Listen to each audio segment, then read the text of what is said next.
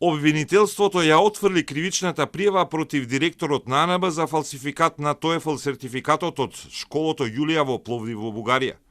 Обвинителот во Скопското обвинителство Владимир Милошевски утврдил дека Христовски се подготвувал за тестот по англиски во школото Јулија, но полагал по интернет 3 дена подоцна, односно во сабота на 26 март 2022 година.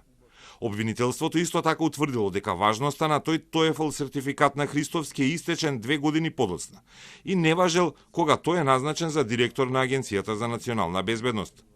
Не може да се утврди дали постои таков тест поради правилата на ЕТС, сервисот за едукација и тестирање, објасни од обвинителството. Резултатите и сертификатот од тестот се достапни во електронска форма, 6 до 10 дена по тестирањето преку кориснички профил на лицето, кое што го полагало тестот. А доколку поминале повеќе од 2 години од полагањето, како што е во случајов, ЕТС не може да даде известување или да ги верификува резултатите и тестот.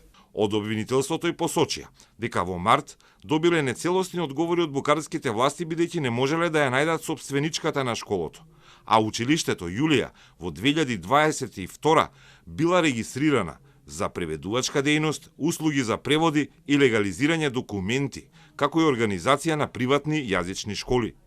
Од обвинителството посочи дека документот доставен кај нив како кривична пријава и TOEFL сертификатот на Христовски, визуелно, по форма и содржина, се разликуваат. Но децидни се дека и покрај дилемите за сертификатите, надлежниот обвинител не утврдил дека дејствијата на Христовски содржат елементи на кривично дело.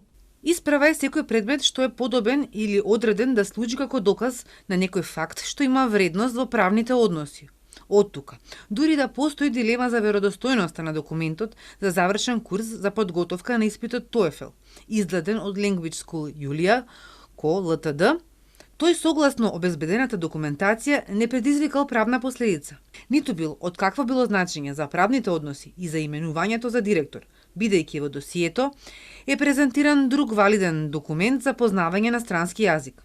Од тие причини, во дејствијата на пријавениот не се содржани елементите на пријавените кривични дела.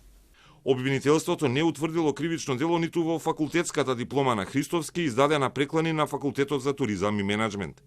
Бојан Христовски со истиот сертификат кој според обвинителството не е важечки, беше избран и за асистент на Факултетот за безбедност во Скопје.